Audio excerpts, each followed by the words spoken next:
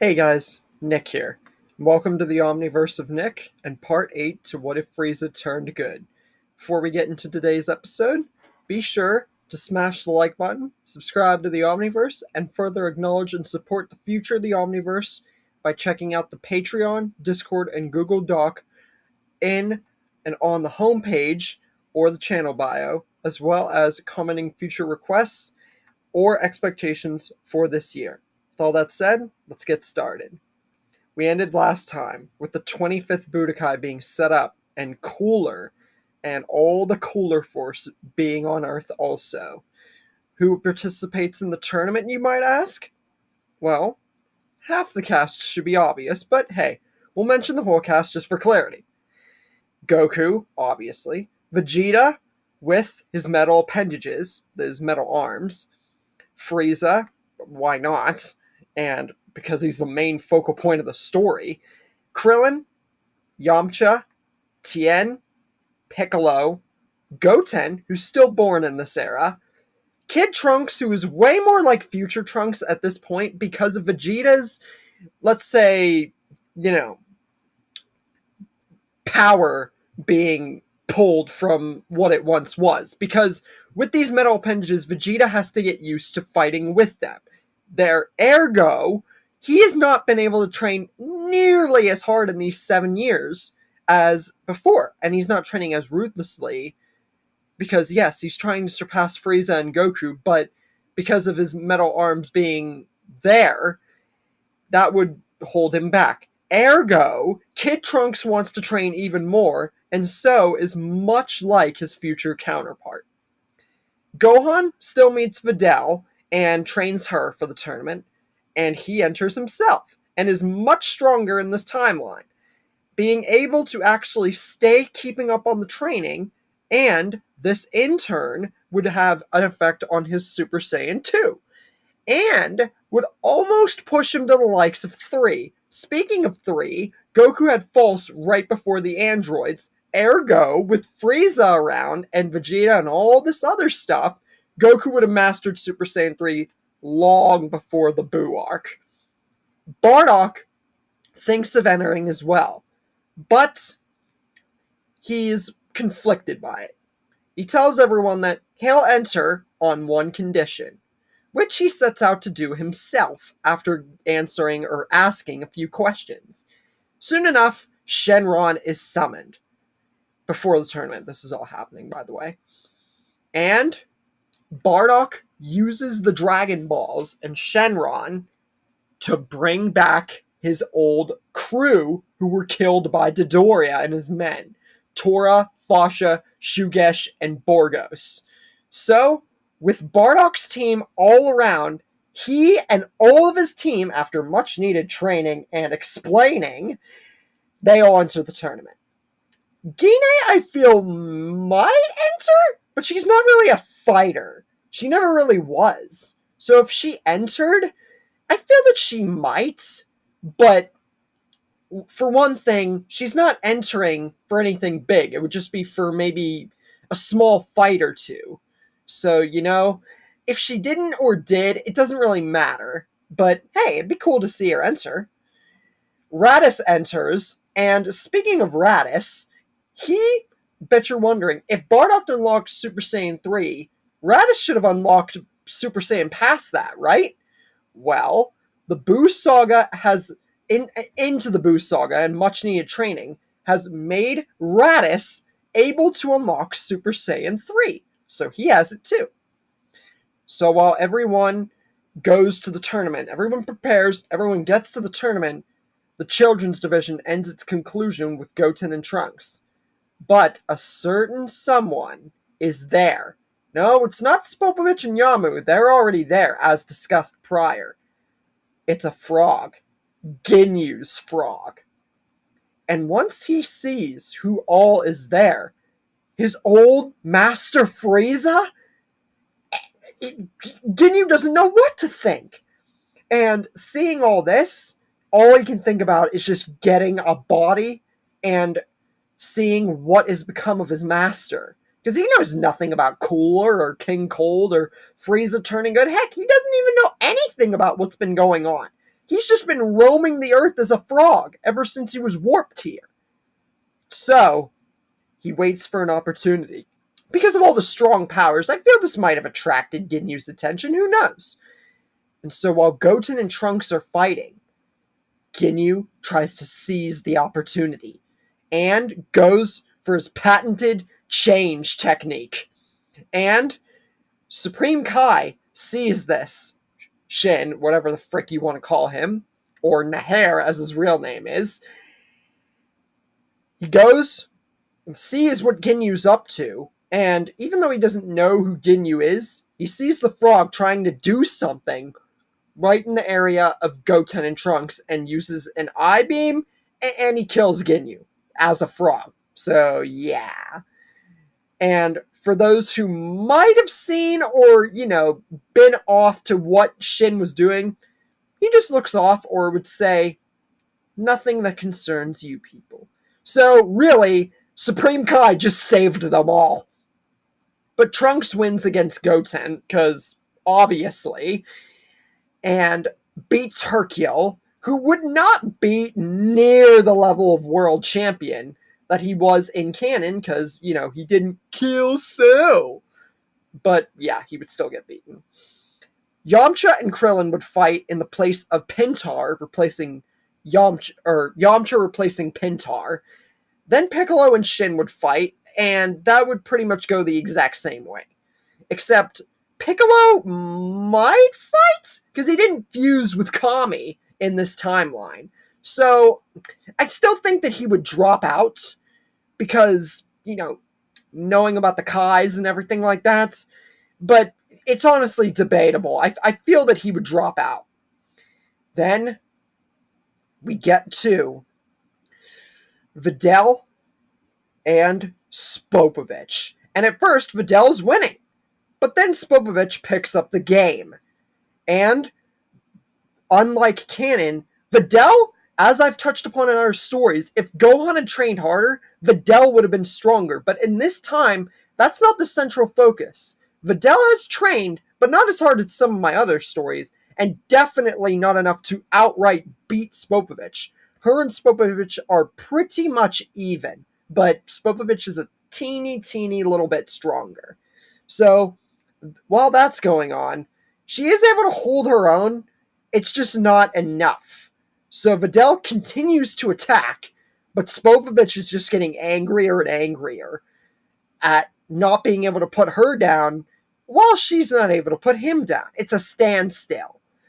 Yamu tells Spopovich to knock it off with the playing around and finish her at once. They have much more important things to do. So Spopovich launches at Videl and grabs her and starts to pick up pace in the battle. But right when he does this, Videl, with a teeny little bit of ki control, not a huge bunch because she's not like that in this story, unlike my Hercule story where she was very dominant. She uses a bit of ki to get him off, but Spopovich is far more unique with it and blasts Videl. So this actually puts her on the ground, but she's still able to stand. So we're right at the point of near the end of what would have been their canon fight, yet not quite there. But this is enough to get Gohan angry, power straight up, and go to launch, and this stops Spopovich and Yamu instantly, and pretty much goes to how it did in canon, with Spopovich throwing her out and everything. But Gohan's powered up way more here because he's also stronger. So Spopovich and Yamu see this and know that when the time is right, they will attack. So Videl gets healed in the hospital with the sensu bean, and Gohan and Kibito have their bouts. But when Gohan powers up and Spopovich and Yamu launch, Shin uses his paralysis, or, binding technique, and tries to freeze Gohan. But Frieza's there and points a finger, threatening Shin. Not really knowing who he is, and honestly, just not caring, and tells Shin he wouldn't do that. Like, I wouldn't do that if I were you. And Shin is utterly terrified. Frieza? You might be wondering, how would Shin not know that Frieza's, a good guy now? Well, Shin was a very lazy Supreme Kai. And, how he didn't stop Frieza way, way, way, way, way earlier on. We can understand that Shin would not know about this. He didn't know about the Super Saiyans or how strong everybody else was. So why would I make him know if Frieza was good? He's utterly terrified, and he's on Earth? Is he teamed with Babidi? But before he has time to process this, Gohan breaks out of the small hold that Shin had, knocks away Spopovich, and grabs hold of Yamu. Kibito can't really do anything about this because all Kibito could do was basically heal and teleport and fly. That was literally it. Shin had the power mainly because Kibito was more of like a healing helper, or like one of the healing clans of the Mechians, if you will. I mean, they are the same race after all. But anyways, Shin now is angry because they just all stopped his plan of what they were going to do to, get to Majin Buu and everything in Babidi, which he doesn't tell them, and the fact that he thinks that Frieza's teamed with them. And now Piccolo tries to explain to Shin and tells everybody to stop, but it's too late.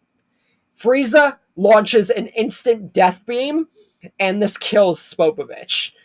And now Yamu is petrified with fear because now he's all alone and they didn't get a droplet of energy.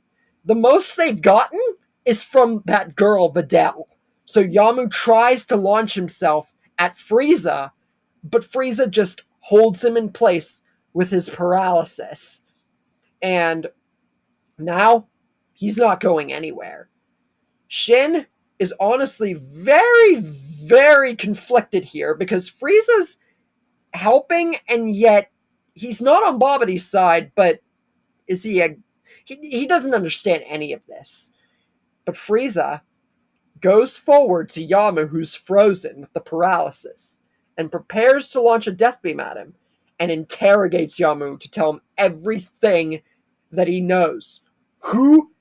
Why is he here? Who is he with? And why did he try to steal Gohan's energy? And then he'll interrogate Shin later.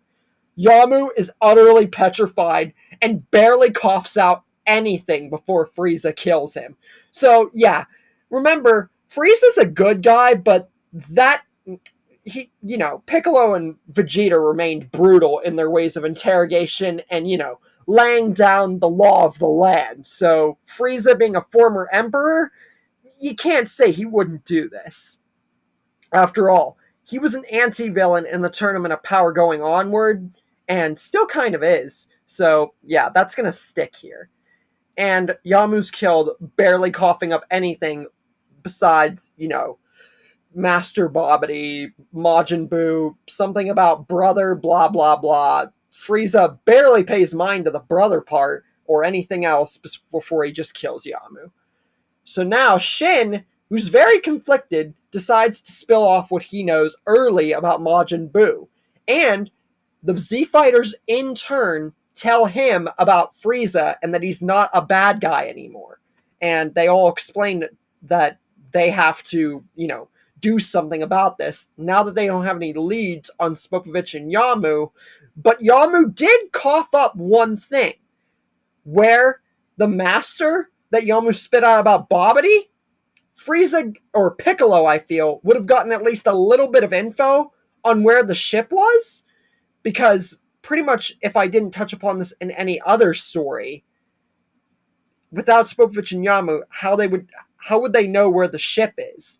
So this is a way to rectify what I might have made a mistake on in my other Dragon Ball stories. But I feel that I've pretty much never made a mistake. So I figured I'd clarify. I feel that something like Yamu spitting out the ship or anything like that would be disclosed, and Frieza or Piccolo would catch up on it. So, I bet you're wondering, what's going on at Babidi's ship since Cooler and Cooler's force has joined? How will the order of the ship go? I'm going to spoil that early, so you guys know who's going to be facing who. And the Z Fighters don't know about this yet, but you guys deserve to know. Here is a diagram that I made of who is on Bobity's ship and who is guarding it. 1,000 Frieza soldiers and beyond of all of Cooler's force is right at the entrance of the ship, guarding the entire perimeter. Stage 1 is still occupied by Pui Pui. Stage 2, Yakon. Stage 3, Sorbet, Tagama, and Shisami. Stage 4, Cooler and his squadron. And Stage 5, the final stage, is all the rest of the lower lackeys, Pui Pui's race, from planet Zune, along with Bobity and Deborah. So I just figured, since you guys already knew that Cooler and his force were with Bobity and everything, that you guys would like to know who the Z Fighters are going to have to prepare to face and in what order. But trust me, just because I revealed this, oh boy, you guys have not seen anything yet. Not even close. So Shin, knowing that they have a location, or at least a vague idea, says that Bobity might not have gotten energy here, but he does know, he'll know that Spopovich and Yamu have been killed. So they have to get to Bobity and stop him right now. So he asks all who will want to, still feeling very apprehensive around Frieza, to go and stop Bobity and Deborah and everybody. And with Frieza, Shin actually feels like they have a chance. Again, he always pretty much underestimated every single person and compared them to Frieza. So him thinking this means that Shin thinks they're pretty much invincible, which he has no idea. As you will see in this team, little picture it right here. Goku, Frieza, all of Bardock's crew, Fasha, Shugesh, Borgos, and Tora, Bardock, Raditz, Gohan, Piccolo, Tien, Yamcha, and Krillin all go with Shin and Kibito to Bobity's ship. What will they really be in store for once they get to Bobity's ship? Will they have their hands way more full than they think they do against just Bobity's men? Since Cooler and his force have finally made their presence known and have been homogenized. What will happen with all these people? Will Bobity actually lay his hands and get more servants and get Boo out of his cage? Or will this literally be so easy that Cooler and his force and all of this on Bobity's side means absolutely nothing? And with all that said, I'll see you guys in part 9.